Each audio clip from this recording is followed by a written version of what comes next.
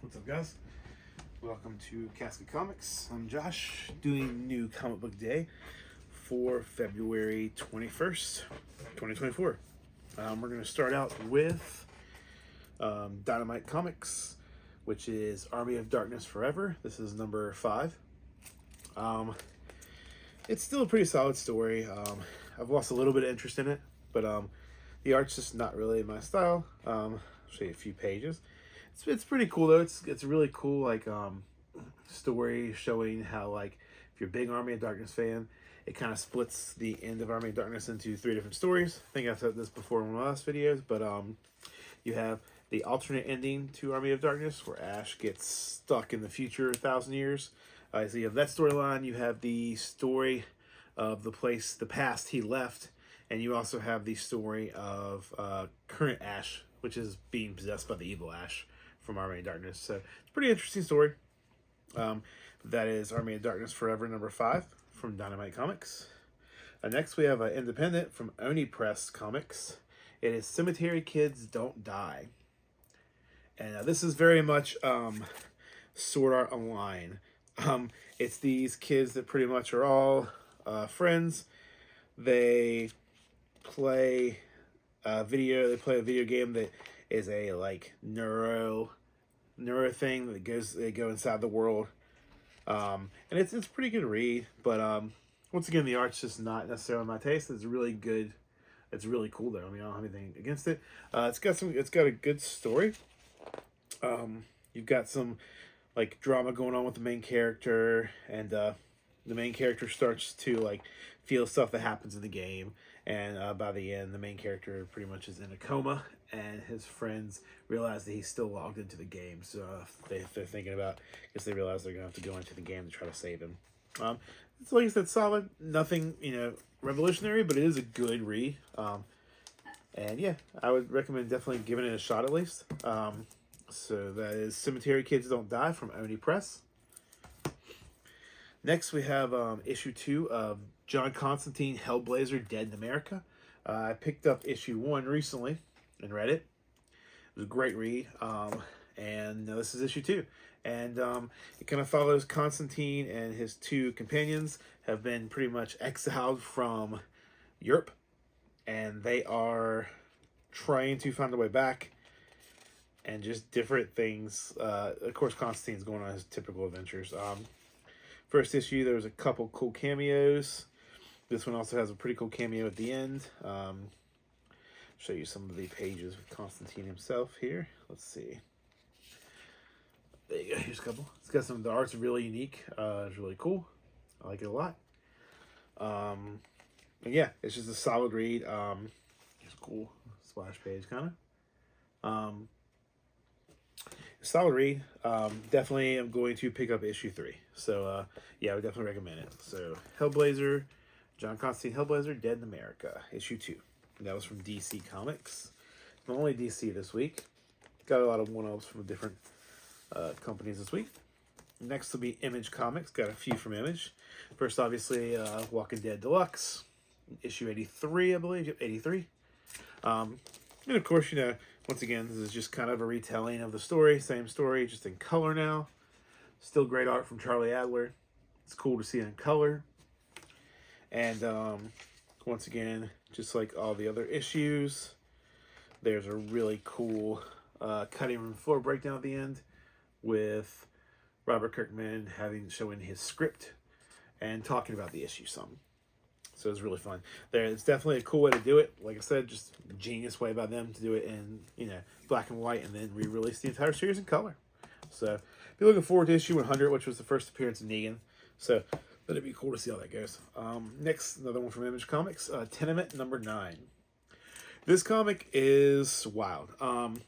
It continues to be it is insane. I can't even explain. The story is it has such a rich lore that I really feel like after getting all 10 issues, I really need to go back and read all 10 consecutively. Probably even maybe just pick up the trade paperback, collection. But the art's so unique and so amazing in this. I know I say that a lot, but just a real fan of the art in comics. I think everybody puts something into it. So you have some really good pages. In the beginning of this is kind of an origin story flashback, almost to Adam and Eve, and kind of doing a spin-off from that. Then you pick up with the main characters in the main story, and the whole thing is pretty much these people in this skyscraper building are pretty much trapped inside this almost purgatory realm, and they're going down the different levels, and now they're in level 2. So next will be pretty much level 1. It'll be the final issue. But yeah, it's a great story. I would recommend picking up the trade if you get a chance. Maybe not getting the single issues, just because month to month for his, like I said, as lore heavy as this book is, it's really hard month to month to keep up with it. Even just reading the last month, So, but still great story. Next, going into Marvel, which is pretty deep this week, which usually is for me. Edge of the Spider-Verse #1.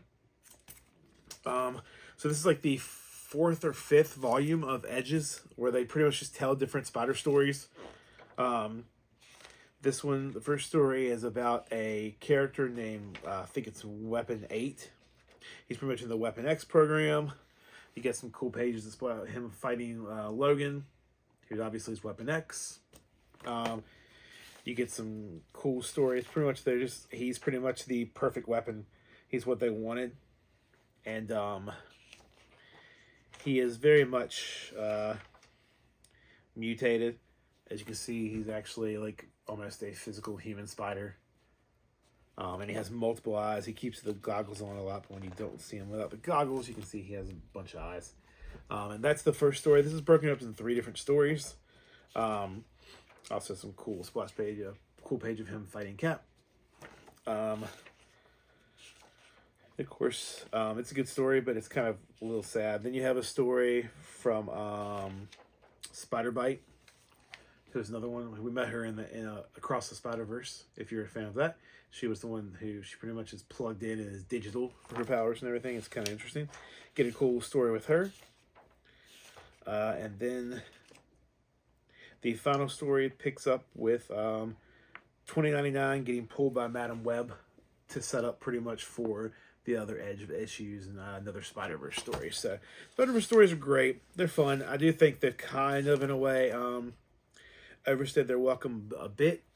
Just like, there's only so many times you can rehash the same story. But it's still great. This is really fun. It's cool always seeing the different spider people. So that's always a fun read.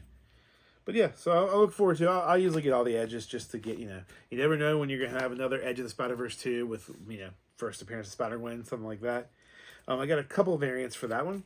I have this variant with Gwen, speaking of. It's got the big ones on it, Gwen, Miles, and Spider-Punk. Then I also picked up the Scotty Young variant.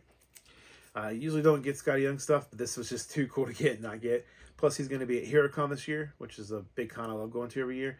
And so I'm going to definitely get him to sign this one. So, next in Marvel is final issue, but of course the big one. Ultimate Spider-Man #2. Man, there is not much I can say about this. Just the fact that it continues to be just as good as the first issue. I'm going to try not to spoil anything because you do get to see his current suit in this. I will say it's really cool how they each issue. So like the first issue came out in January. The first page had the title for January. So the story took place in January. So this is in February. So you have a month after. Once again, the art continues to be just out of this world. Awesome. Story is great. It's just, there's, like I said, there's not much to say. Just, this is probably the best Spider-Man content I've had a chance to read in years. But yeah, like I said, there's almost there's a lot of pages with him in the suit, so do not want to spoil the suit. If you haven't seen it, check it out. Or if you haven't read it, check it out. And once again, guys, as always, don't forget to like, comment, subscribe on this video to have a chance to win Ultimate Spider-Man #1, Ultimate X-Men #1, and Ultimate Black Panther #1. Once again, Ultimate Spider-Man #1 and Ultimate Black Panther #1 are both way above cover price right now. I don't mind giving them away to you guys. It's part of this. Like I said, I want to get this out there to people who haven't read it. And but I need people to like, comment, subscribe, so I can get some people into the contest. I've always picked up double covers, especially after issue 1. I have this awesome Green Goblin-esque issue cover with Harry's reflection in the Green Goblin. We still haven't seen too much of him. And then we have this funny one where instead of Face a Tiger, it's Face a Tigress. You just hit the jackpot, and it's great. So it's been a great run. Like I said, I'm super excited already for issue 3, which doesn't drop till next month. So, but Jonathan Hickman's killing it. Really hope he's there here at Con this year to get him to sign some of this stuff. A few other honorable mentions, which didn't come out this week, but I did pick up. Jenny Frison is one of the most unique cover artists I think out there right now, and she is going to be at HeroCon as well this year. So I'm picking up a couple extra covers for her to sign, which these are just awesome. Can't wait to get them signed and add these to my personal collection. Signed from her. I love this Dracula cover from her.